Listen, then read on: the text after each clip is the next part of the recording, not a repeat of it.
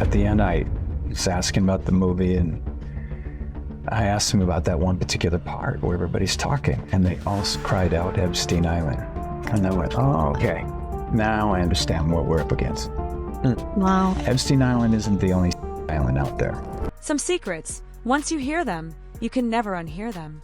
And what you're about to learn in the next few minutes, it will change the way you look at Hollywood forever. For years, one man has been screaming into the void. His name is Jim Caviezel. They called him crazy. They called him a conspiracy theorist. They blacklisted him from the industry that made him a star. Late-night hosts who should have been listening, they laughed at him on national television instead. But Jim didn't stop. He made a film called Sound of Freedom, a movie that ripped the mask off an industry that pretends to protect children while quietly looking the other way. And the same people who claim to care about the kids, they buried it. They mocked it. They tried to make sure you never saw it. But here's where the story gets darker, much darker. Because Jim Caviezel is now claiming something that nobody in Hollywood wants you to hear. He says he personally begged Ellen DeGeneres, yes, that Ellen, to use her platform to help save the children trapped on Epstein Island. He reached out. He pleaded. He told her, you have the power. Say something. Do something. She said nothing. And now Caviezel is doing what no one in Hollywood has the courage to do. He's naming names. He's drawing the lines. He's connecting the dots between Hollywood's biggest stars and an island that was supposed to stay hidden forever. So today we're going deep. We're going to look at Jim Caviezel's warnings, his desperate plea to Ellen, and the one question that haunts every single name on that list. Who else knew? And who chose to stay silent? Stay with me, because by the end of this video you'll understand exactly why they tried so hard to shut him up. The Ellen situation. Yeah. You know, people found out that Ellen was mean, and all these people came out and said, Ellen, actually. And everybody, whoa, Yeah. I can't believe it. And she lost everything. She fell apart, disappeared, because people found out that this character that she was portraying in a half an hour on a television show is not really who she was. I brought this up a few years ago, and all of a sudden I was attacked by every media. Look it up. It's there. Not long ago, Jim Caviezel had it all. The fame, the money, the Hollywood prestige most actors would kill for. He could have stayed quiet. He could have kept cashing those checks like every other star who knows the rules. Don't ask questions. Don't make noise. Don't bite the hand that feeds you. But Jim did the unthinkable. He walked away. He made Sound of Freedom, a film based on the real-life story of Tim Ballard, a former government agent who risked his life, his career, and his family to rescue children from networks operating across Latin America and beyond. This wasn't fiction. This wasn't a script. This was happening in real time, while Hollywood threw parties just a few miles away. And during the filming in Colombia, something happened that Jim says he will never forget. He and his crew witnessed it with their own eyes. Children being sold in broad daylight. Not in some hidden basement. Not in a back alley. In the open. Like merchandise. Like objects. Like they were nothing. Jim said it himself. What I filmed was fiction, but what we saw out there was real. He brought that film back to Hollywood thinking, naively, maybe, that the industry would stand behind a movie about saving kids. He expected applause. He expected awards. He expected the same machine that built him to back him. Instead, they buried him. They're created out of fear, and with something like Sound of Freedom, it specifically is looking at QAnon concepts of these child rings that are run by the high-level elites. For some reason, the entire media is smearing this movie as a dangerous conspiracy theory. The press is saying that the star, Jim Caviezel, is a QAnon guy. And Jim plays Tim Ballard, which is strange because just a few years ago, the same media was celebrating Tim Ballard's heroics. So why is the media warning people not to see a movie about child that's based on a true story? Major studios refused to touch it. Networks were quietly told to stay away. Powerful figures, people whose names you would recognize instantly, made sure the message was clear. Promote this film, and your career is over. Think about that for a second. A movie about rescuing children. And the most powerful people in entertainment wanted it dead. I was not emotionally prepared for the new film, Sound of Freedom. You've heard it referred to as a right-wing film, as a Christian film, as a conspiracy movie, as a QAnon film. You know, they use all the buzzwords to make this film as radioactive as possible. Sound of Freedom, it specifically is looking at QAnon concepts of these child rings that are run by the high-level elites. Now, it's not true. The movie highlights the very real, not conspiracy theory of human.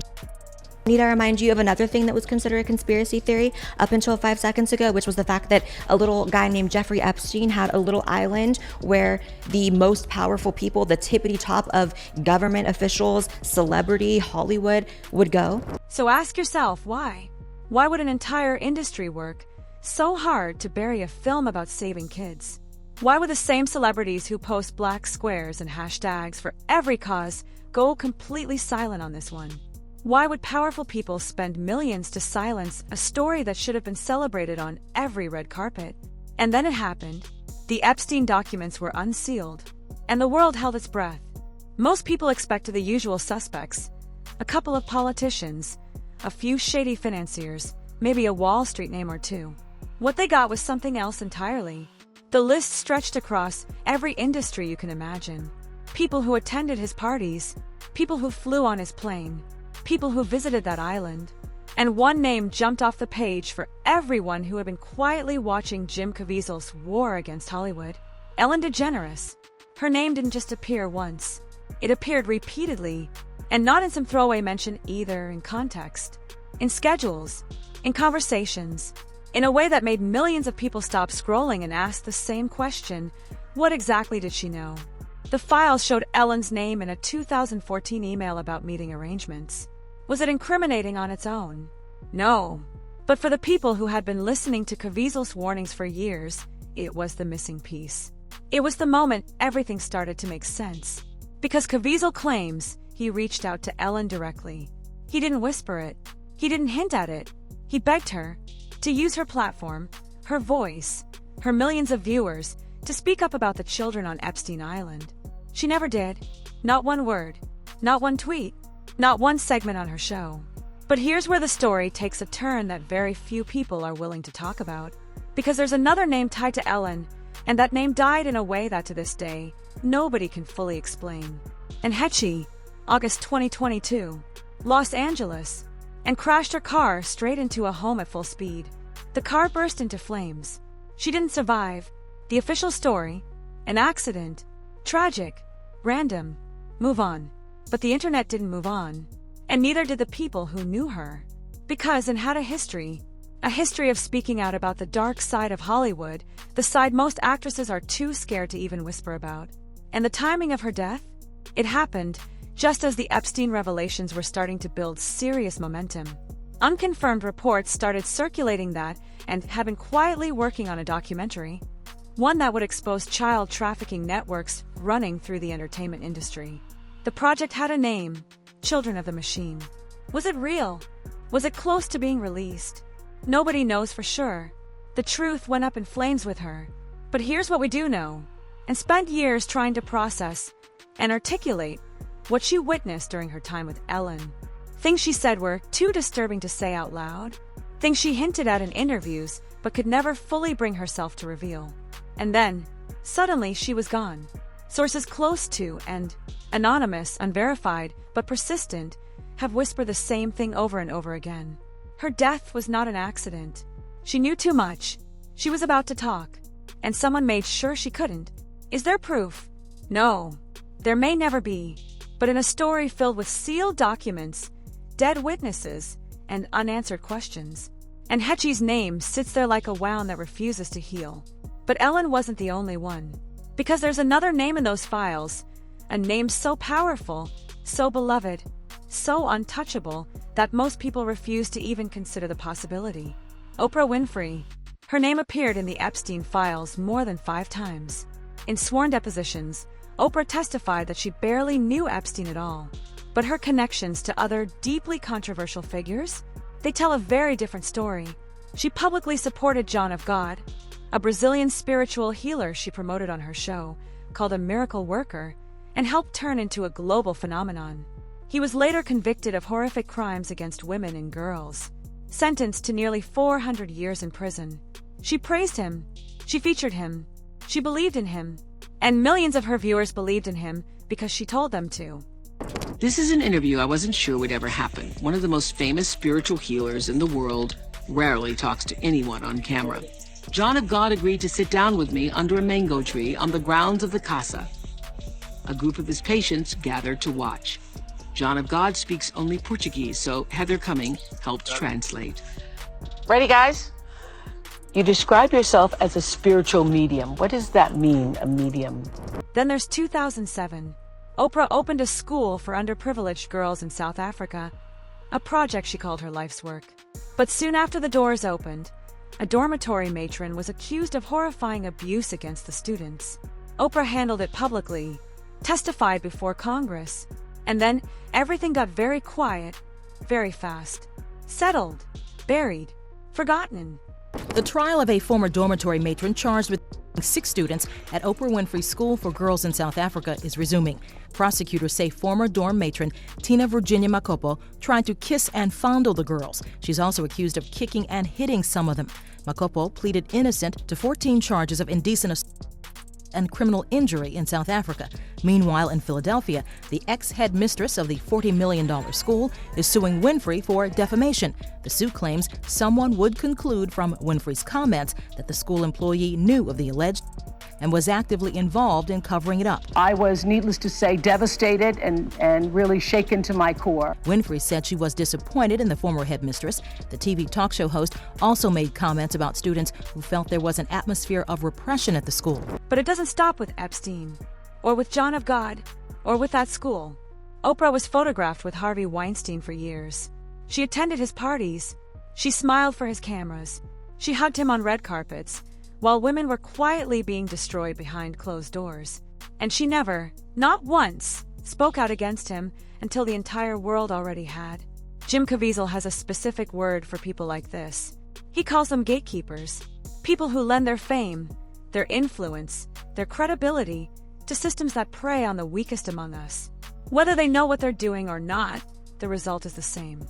Now, let me be clear. None of this is proof of any crime. Ellen has not been charged with anything. Oprah has not been accused of anything criminal. But the connections are there. The patterns are there. The silence is there. And in this story, that silence speaks louder than any denial ever could. And then there's the man at the center of it all, Jeffrey Epstein himself.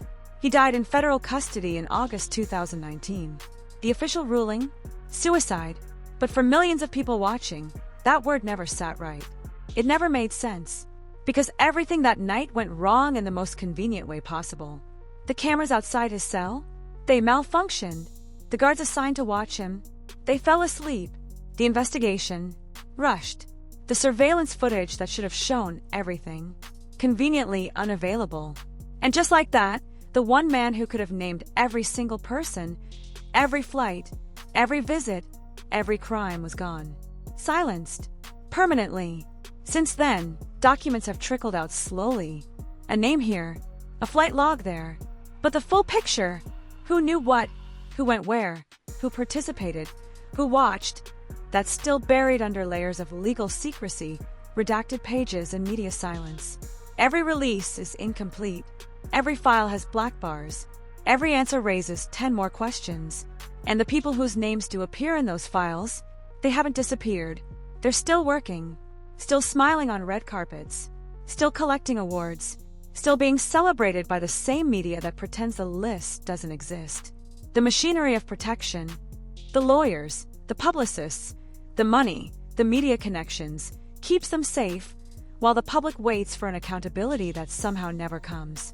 Jim Caviezel has been screaming about this for years. He doesn't just see a scandal.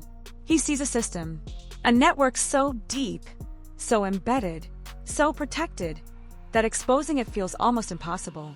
They've blacklisted him, mocked him, tried to destroy his career, but he keeps speaking, he keeps warning, and he says something is coming, a reckoning, a moment when the walls finally fall. And behind all of this, behind the names, the redacted files, the dead witnesses, there is a reality that most people would rather scroll past than face. Over 300,000 children under the age of 18 have gone missing in the United States alone. Let that sink in. That's not a number on a screen. That's an entire stadium full of children. Gone. Approximately 85,000 children who crossed the southern U.S. border vanished. Without a trace. lost inside a system that was supposed to protect them. And still, despite the threats, despite watching others fall silent, despite knowing what happens to people who talk, whistleblowers keep coming forward. They speak knowing the cost. They speak knowing what happened to Enhechi. They speak knowing what happened to Epstein. They speak because silence is worse than the danger. And is gone. Epstein is gone. And with both of them, mountains of truth went into the ground. Conveniently, completely, permanently. The secrecy continues. The protection of the elite continues. The system that allowed Epstein to operate in plain sight for decades is still functioning today, exactly the way it was designed to. But the children are still waiting. The survivors are still speaking. The truth is still pushing, slowly, painfully, toward the surface. Jim Caviezel says the reckoning is coming, that there will be a moment when the walls fall and the truth can no longer be contained. He points to whistleblowers preparing to speak, to sealed documents about to be released, to a shift, he says, he can feel happening just beneath the surface. So the question now is yours. Is he right? Or is this just another story that will be buried? Another list of names that will stay redacted? Another empty promise that accountability is just around the corner? The island is still there. The files are still sealed. The powerful are still protected. But the questions, those questions, they're not going anywhere. So tell me in the comments, who do you think knew? And who do you think is next? Drop your theories down below. I read every single one. And if this video opened your eyes even a little, hit that like button, subscribe, and share it with someone who still doesn't believe. Because the truth doesn't spread on its own. It spreads through people like you. Till next time, stay awake.